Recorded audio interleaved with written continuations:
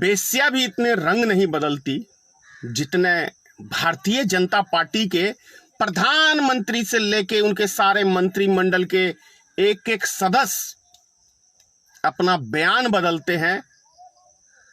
आप सबको याद है ना वो नाचने वाली स्मृति ईरानी और वो ड्रिंगल। 2 रुपए जब तेल पे या गैस सिलेंडर पे बढ़ता था दाम, तब ये नाच दिखाती थी, पूरे भारत में नाचती फिरती थी। पूरे भारत में भारतीय जनता पार्टी नाचते रहते थे रोड के ऊपर। अरे कहां है वो नाचने वाली बाई स्मृति ईरानी? साइज देखते हैं ना क्या हाल है स्मृति ईरानी का।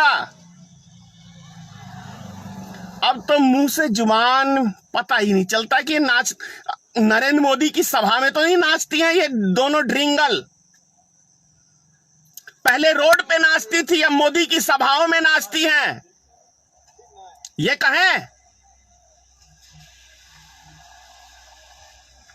शर्म से डूब मरो चिल्लू भर पानी में कि पहले क्या बोलते थे अब क्या बोलते हो। क्या कहा अभी ये पेट्रोलियम मंत्री ने कि भारत सरकार की आमदनी नहीं है इसलिए हम डीजल पेट्रोल के दाम नहीं घटा सकते और बढ़ाएंगे। अबे हरामखोर जाहिलों के सरदार हो, तुम किसको मूर्ख बना रहे हो?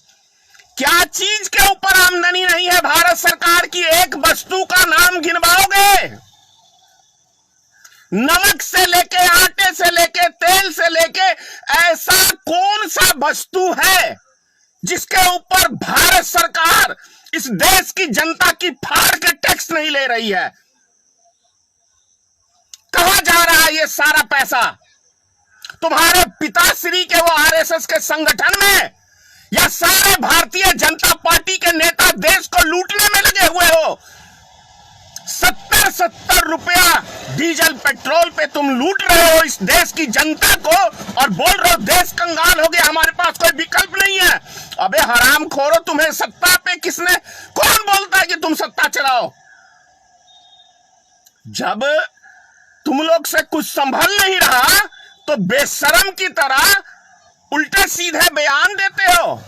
और वो एक हरामखोर भाजपा का नेता बोलता है कि महंगाई एक आपदा है तो खाना खाना छोड़ दो, गाड़ी चढ़ना छोड़ दो। अबे तुम हरामखोरो, सत्ता राजनीतिक करना छोड़ दो। तुमसे यदि देश नहीं संभल रहा, समाज नहीं संभल रहा, तुम छोड़ दो। तुम्हारे बस का नहीं है ना तुम्हारे बाप नरेंद्र मोदी के बस का है, क्योंकि तुम साले जाहिल गंवार, तुम चंद रुपयों के लिए इस देश की जनता को बेच दिए हो उद्योगपतियों के हाथों, और तुम खुद बिके हुए हो।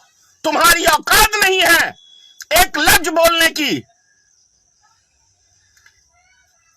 अब ये ड्रिंगल हेमा मालिनी और ये स्मृति ईरानी अब नाच कहां दिखाती है, मुझे ये बताओ। किसके आगे नाच रही है आजकल? पहले तो देश की जनता के आगे नाचती फिरती थी कि हम पता नहीं कितने बड़े समाज सेवक हैं।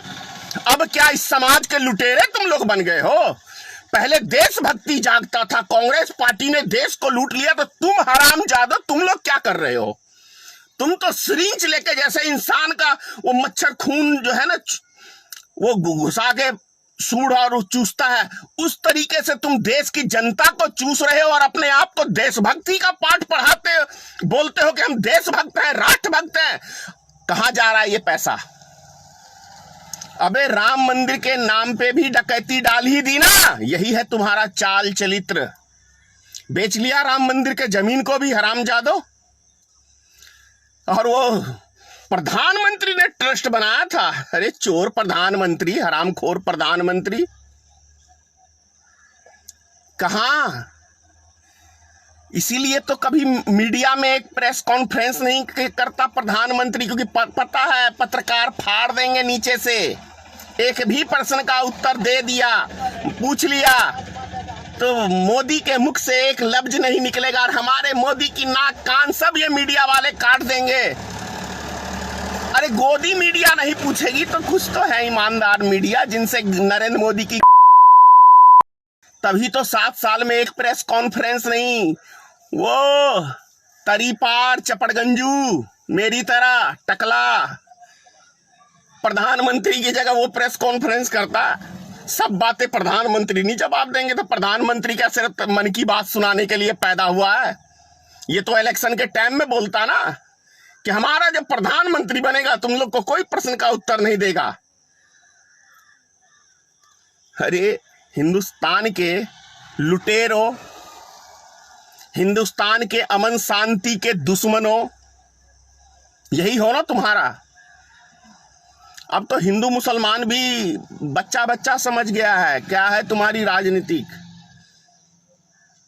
देख लिया ना बंगाल में, भाग रहे हैं तुम्हारी पार्टी छोड़ छोड़ के।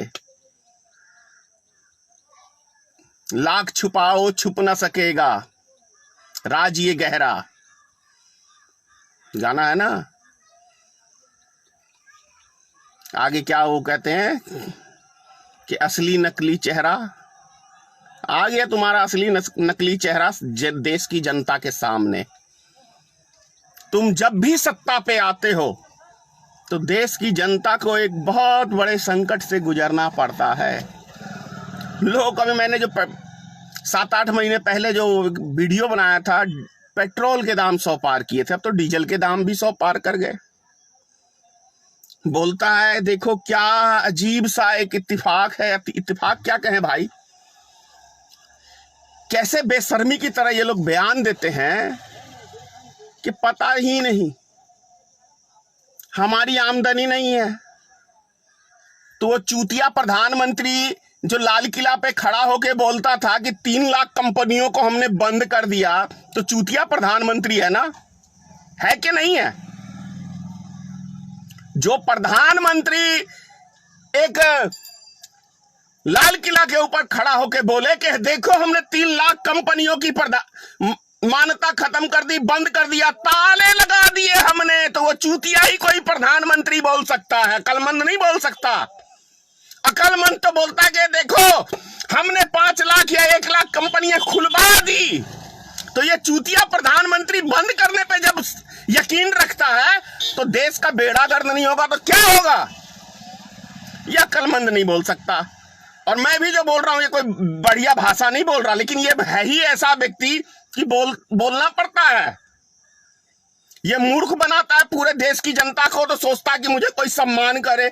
मैं तो वो भी बयान नरेंद्र मोदी का पार्लियामेंट में याद है मुझे, रेनकोट पहन के नहाते हैं कौन, मनमोहन सिंह, तो उसके बाथरूम में ऐसे देखता था क्या नरेंद्र मोदी झांक के कि क्या पहन के ना।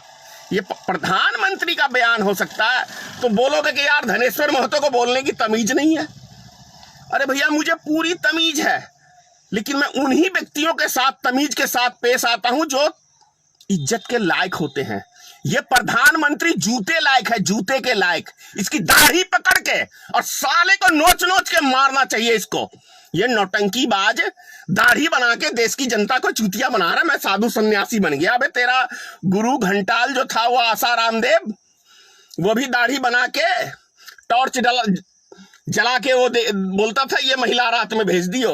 वही तो नहीं तू भी करता है। धिक्कार है तेरे जीवन पे। किस मनहूस घड़ी में तू नरेंद्र मोदी पैदा हुआ। बहुत ही काला दिन होगा वो जिस दिन तू पैदा हुआ इस देश के लिए, और उससे भी बड़ा बदनसीब वो दिन है जिस दिन तू इस देश का प्रधानमंत्री बना, क्योंकि तूने देश की ऐसी की तैसी मार के छोड़ दी। भैया गुलाम तो हम लोग जानते थे, लेकिन ऐसी गुलामी तू करता है उद्योगपतियों की हम लोग कल्पना नहीं कर सकते। ना ही देश की जनता ने कल्पना किया होगा कि तू इतना बड़ा गुलाम सिर्फ अडानी के और अंबानी के लिए तूने इस देश की ऐसी की तैसी कर दी। और वो अडानी और वो क्या पिछवाड़े से नोटी खाता है क्या? कहां ले जाएगा देश की जनता को? अडानी मुकेश अंबानी चूस के तू क्या हासिल करना चाहता है? 100 रुपए सरसों के तेल पे बढ़ना अपने आप में हमने कभी सुना नहीं, कभी देखा नहीं।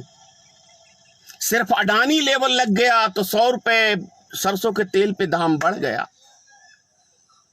और ये चूतिए प्रधानमंत्री और चूतिए मंत्री सब बोलते हैं हमारे बस का है नहीं, तो झाट उखाड़ने के लिए मंत्रिमंडल में बने हो क्या? यही लफ्ज है, झाट उखाड़ने के लिए प्रधानमंत्री और मुख्यमंत्री और ये मंत्रिमंडल बनाए हो क्या? क्या चीज के मंत्री हो? जब तुम्हारा किसी चीज पे बस ही नहीं है तो क्या चीज के लिए बने हो मंत्री?